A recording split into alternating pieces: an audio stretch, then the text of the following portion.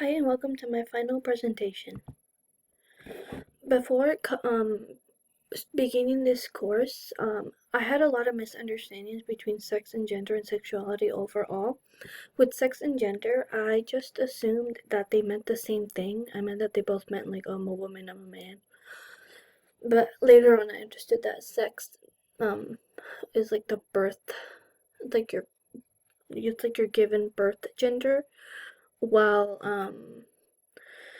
gender itself is based more on like the behavioral aspects, like the social norms, how society perceives you.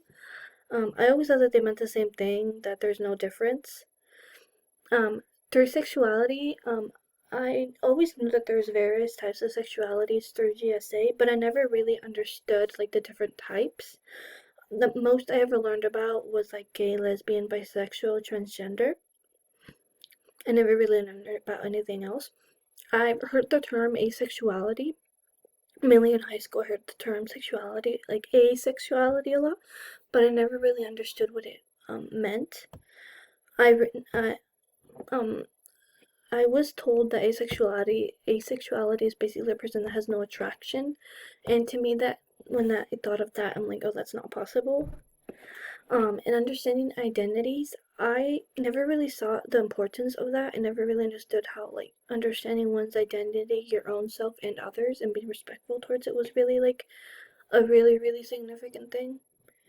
Like knowing their own others' identities. I never thought that was like something to prioritize in a conversation. And lastly, the one thing that I wanted to gain further information about when joining this course was how to address LGBTQ plus communities, because it's something that I've always struggled with. I never know what to say, and I don't know like what's considered okay and what's not considered okay to say. And I just wanted to learn further about that and how I can make my future experiences more comfortable for the person, and know that I'm like I want to be a safe space for some people. The first article which stood out to me through the various modules was the Stacey and Padovac, which focused on the differences between biological parents and step parents in terms of accepting their children who come out as gay. And throughout the article, they basically just compared the two different experiences and actions portrayed against their children. Excuse me. And a lot of they did explain how a lot of times a parent's personal experiences has to do a lot with if they accept their children or not, because it's more like a generational experience rather. It's more of a generational pattern to accept your children or not, depending on how you were raised. And what they did point out, what I thought was very important, was that biological parents tend to be more neglectful and don't accept their children, while step parents tend to accept their children more often. And in terms of biological parents, a lot of them stated how they really didn't accept their children because it was just not okay. And a lot of them used like religious beliefs as an excuse for it. And at the same time, with biological parents or parents who didn't accept it, they blame themselves. They see their children as coming out as gay as like, oh, it's because I did a bad job, because I didn't do my job as a parent. While step parents, they accepted the children more often, because in many ways they assumed that it would better their relationship, since a lot of children don't really or like youth don't really accept their step parents. They thought that by accepting them they would feel more close and more connected to them, benefiting their relationship. And the main idea that I noticed throughout this entire article was that it demonstrated how every single family behaves and takes in certain behaviors differently. That all families aren't the same. The second article that stood out to me throughout these various modules was the Armstrong article, Good Girls, based on femininity and different sexual standards and sexual behaviors, slut shaming. This article focused a lot on the relationships within womanhood, like woman-on-woman conversations, how women perceive one another, how women judge one another, the different standards that women have set upon each other. This article portrayed a lot of like sexuality standards, mainly on like what type of social classes were considered okay and which ones were not, and like who is to be perceived as like, oh, she's a slut, she knows a lot about sexual activity, like around those sexual type of stigmas. A lot of times, young girls were targeted by sexual stigma because of their social class. Basically, if you were mainly Latina, colored, and like low minority status girls were targeted as a slut or a whore, or like knowing a lot about sexual activity, because they were perceived as being commonly sexually active, when in reality that wasn't the case. A lot of them actually, most of them were virgins. When being called a slut, most of them were virgins. They knew nothing about sexual activity. While girls who were of a higher class, higher status, they were perceived as being protected of stigma. They were perceived as receiving a lot of sexual privilege. Even if they perceived behaviors of being like commonly sexually active, they were never slut shamed, and they were never called a whore. And even they were still considered classy. The term classy is what they use to describe like a person who really isn't familiar with that type of behavior. They were still considered a good quote girl, this despite behaving the same way as a girl who is low minority status. Through sex education and medical health professions, a lot of young girls who are part of like the lower minority and Latina community classes, they describe that through sex ed, even educators perceived them as like sluts and like whores, because they would use them as an example. They would use these girls as an example to portray, or like, don't be like them because you can get infections. Don't act like them. And in medical health professions, a lot of them would perceive them as being like whores. They would treat them differently. They would make assumptions about their sexual activity without even asking the proper questions beforehand. The documentary which stood out to me a lot was How to Survive a Plague. This documentary stood out to me a lot because I learned a lot that I had never heard of before. I've heard about how AIDS and HIVs were always put upon LGBTQ plus communities, but I've never really heard anything else. And this documentary explained a lot that I didn't know. They explained a lot about like through social acceptance and neglection. It's what truly affected their movements. Since society really didn't accept them, they really didn't see a care for it. Also, keep in mind as well that a majority of individuals who were coming out with AIDS and HIV were part of the LGBTQ plus community, but there were also some people who were like normal, who were heterosexual, I think that's the phrase, that they had AIDS as well, but they weren't treated as the same as people who were gay. They weren't neglected the type of treatment. Through neglection, it pushed a lot of standards that they weren't being listened to. They weren't taken seriously within health institutions, medical professions. Many of them went in and they were just told that they had AIDS, or it would take multiple appointments to get them to say that they had AIDS, but they would just, since there's nothing that they could do about it because there's no treatment for it. And again, people didn't really care about it, so there was nothing that they could do except just, they start protesting for it, start making a movement towards it, which they began the organizations of ACT UP and TAG.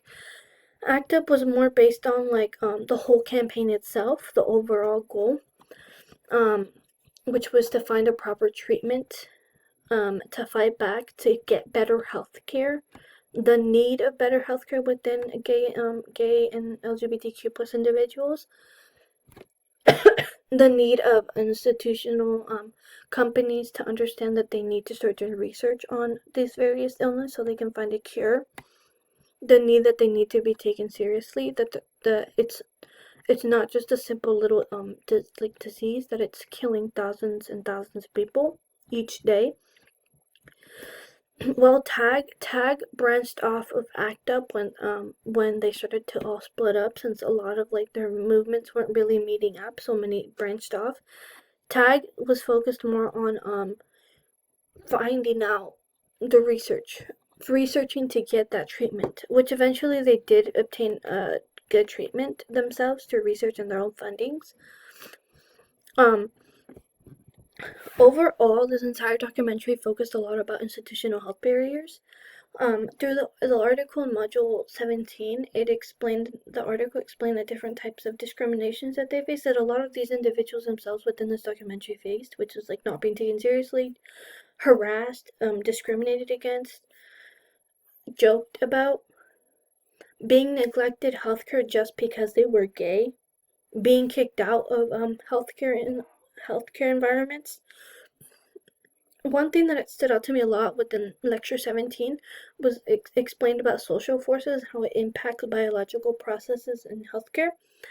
That has a lot to do with this documentary again, because social forces, it's what pushed back this movement, but at the same time progressed it, because through social forces is at first, since the majority of population didn't really find this HIV and AIDS crisis as like a problem, social forces that pushed it back. Like, since there was no really worry about it, no one really did anything about it. Since there were so many biases about it, it wasn't considered important. But again, towards the end, when people started to realize that it was a real problem, social forces pushed the movement further to finding a treatment.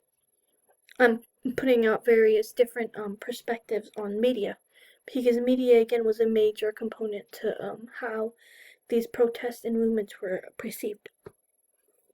Who I believe should view this documentary is people who are religious and have homophobic biases, and as well as teens and youth. I believe by seeing this, religious and homophobic individuals with certain biases might gain a new perspective on why it's important to have certain treatment, and why they should take AIDS and HIV seriously, because they need to understand that it's not just the LGBTQ plus community. It's happened to all types of populations, not just one. And through teens, I think it's important that they view this documentary, because it'll help them in many ways understand the importance of protection and learning about their partner's sexual activity, and learning to go to the doctors and take exams to protect themselves. The first research article from assignment 2 that I wanted to focus on was the research article based on experienced homophobia among young men in Singapore. This research article, researchers wanted to find out how experienced homophobia affected and influenced the mental health of young gay men in Singapore. They wanted to know like what was missing, how homophobia caused such drastic mental health issues. They collected their data based on social demographic standards. They collected their data based on their housing types, their housing sizes, their types of stresses, their minority stresses, their types of sexual identity crisis that they've had, their sexual identity. They wanted to learn more about like the types of homophobia that they experienced, the type of stigma that they experienced. They wanted to know further about their mental health issues that they've experienced, if they've experienced any suicidal thoughts, if they've attempted any suicidal acts. Ultimately, through all their research, they did find that experiencing homophobia negatively influenced their mental health in many, many ways. Homophobia did cause many young men to try to kill themselves, or if they face depression and hatred amongst themselves because of it. And through this data, they also believe that it's important that institutions need to expand their teachings on sexuality and mental health, because the one thing that they noticed that these individuals needed was support from their communities. And through that support, in many ways, through having that support, it could have prevented them from feeling such like an outsiders, to the point where they needed that the only way out was to hurt themselves and kill themselves. They also believe that it's important that people start examining the various types of behaviors that are displayed within youth who are suicidal, or young and gay men in Singapore, because in many ways this can help prevent any further deaths faced because of homophobia. If I were to explain this to a new individual who's not familiar with these sources, is that basically this research displays the findings and reasonings to why young gay men in Singapore face homophobia, and how through faced homophobia, because of it, they face mental health issues, mainly with trying to end their lives. The second article that I thought that stood out to me through my second assignment was the article based on female sexualization in roast me comments, mainly on Reddit. The main goal of this study was to understand the different types of forms and implications that went into promoting sexualizations in Reddit comments posted by users, and they wanted to know how these sexualized comments influence sexist ideologies. Through the data gathering, they examined and went through all comments posted on Reddit, basically under the category of roast me, and that focused on targeting women. They had on average daily like over 1,000 different comments that they had to go through, and they single-handedly investigated each comment, and they took out the ones that they saw as like targeting women, sexualizing women. And through that, through the data that they pulled out and separated within those roast me's that focused on female sexualization, they took out the top 100 comments that were the most liked.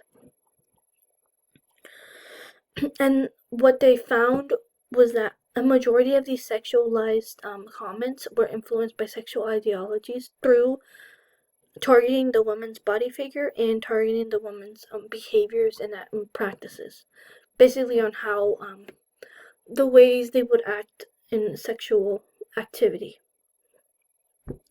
They also noticed that a majority of these comments were based on assumptions that really didn't have any proof. These comments were targeted a lot like at random women that they really didn't know anything about, and just assumed that they were sexually active because of the way they looked and because of the way they perceived themselves on media. How I would explain this information to an individual who's new to the topic is basically this research targets and demonstrates the various types of sexualization-based comments and how they are influenced through sexist ideologies and assumptions. And what they found is that a majority of comments that are sexist are based on sexual ideologies because they are targeting the women's bodies and the women's sexual behaviors. But at the same time, most of these comments are based on loose accusations that really don't lead anywhere.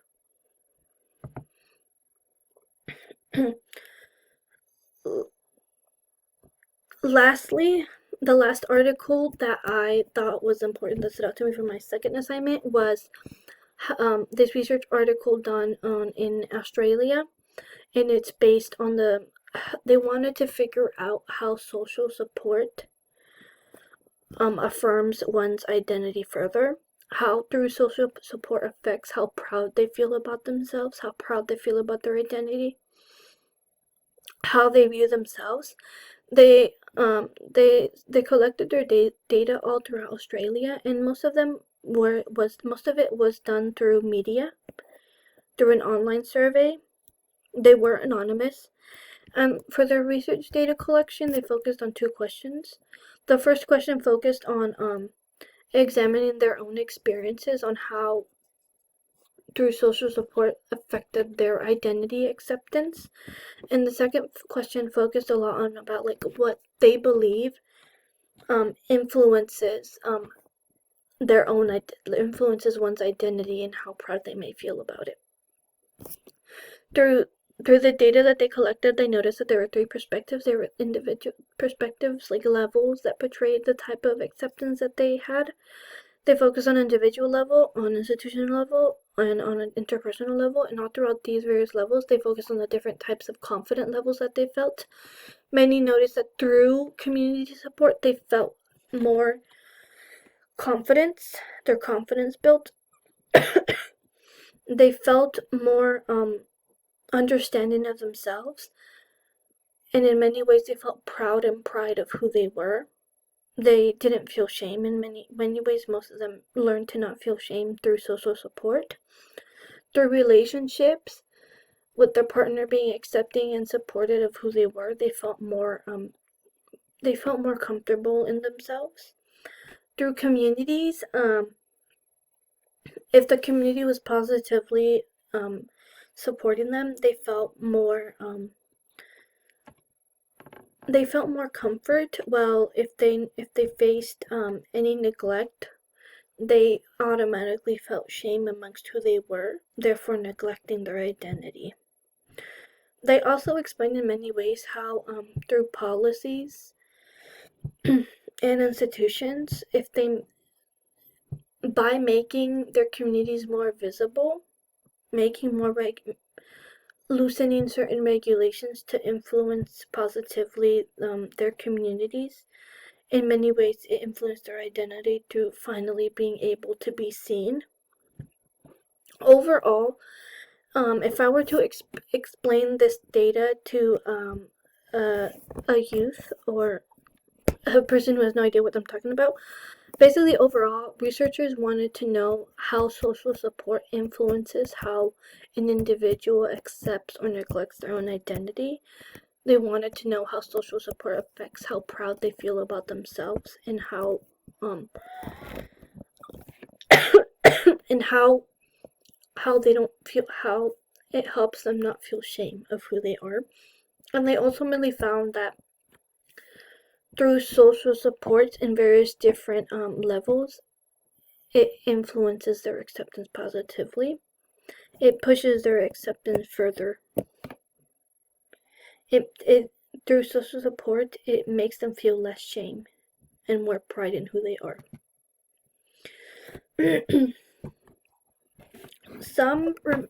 Two main questions that I still want to learn further about beyond this course is I want to learn further about the types of barriers which transgender individuals face. I want to learn more about this because I do understand the types of barriers that they face, but at the same time I want to learn further about it because of what type of political state we're in right now with the Trump administration, since they have been taking down a lot of policies and regulations that once benefited many communities. I do know that the LGBTQ plus community in many ways is being affected by it, and I just want to know further about how transgender people specifically are being affected by these policies. I ultimately want to know more about like the process of transitioning, because I do know that it's more than just coming out. And I want to learn further about like the types of procedures that they have to go through when wanting to transition as well, and what types of regulations they have to go through, or like what limits them to receiving these surgeries because of the state they live in. And secondly, I want to know further about what type of research is going on in terms of people coming out to their own siblings, because through this course I noticed that there was a lot of focus on like parents, but there wasn't really any focus on siblings and how they accepted one another, or if they accepted one another at all. And I just want to know more about that. Like, what are their thought processes on how they want to come out to their siblings? Like, what motivates them to come out to their siblings? How, like, what signs do they notice to let them know like, oh, I think it's time I need to come out to my sibling? um what are the acceptance rates of siblings? Like, do siblings tend to accept their to accept one another, or do they tend to like neglect them and then eventually accept them, or do they just not accept the fact at all? And like, how does them coming out influence their relationship?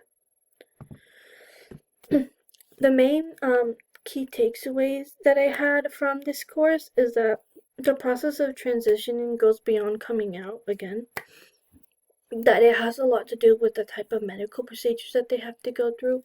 They have to find out which procedures are meant for them, which professionals are good at it, because there's thousands of different doctors, and at this point in society, I think everyone suggests different ones. So I just want to know more about that.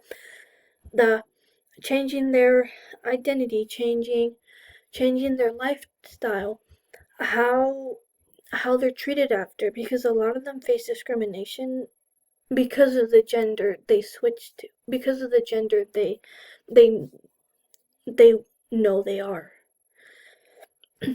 I want to know more about something. I want to know. I learned more about asexuality and what it was, because when I came into this course, I had no idea what asexuality was, and now I do. I know that asexuality has a lot to do with attractiveness rather behaviors. And I now know that asexuality has a lot to do with with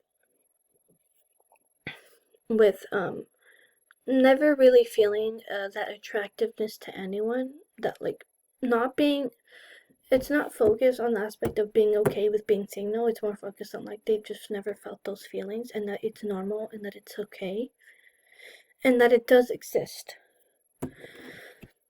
Through this course, I want to be a criminology professor, so this course has helped me a lot, because I now know that I can. One thing that I need to learn to that one thing that I need to do as my profession is that I never want to assume anyone's identity or sexuality. Because I now see how badly that can be interpreted and how badly that can affect the person's own identity and self-worth. I never want any students to feel the pressure to come out, that it's up to them, it's not up to me, because it's a process that it's really complicated, and I now know that it's not just coming out, it's more than that. It's like, when you come out, it changes everything, and that's something that a lot of people need to understand. This course in many ways has taught me to be more open-minded and prioritize listening, because a lot of the times what I've noticed is these modules is that the persons do care about being accepted, but at the same time they care about being listened to. Thank you for listening.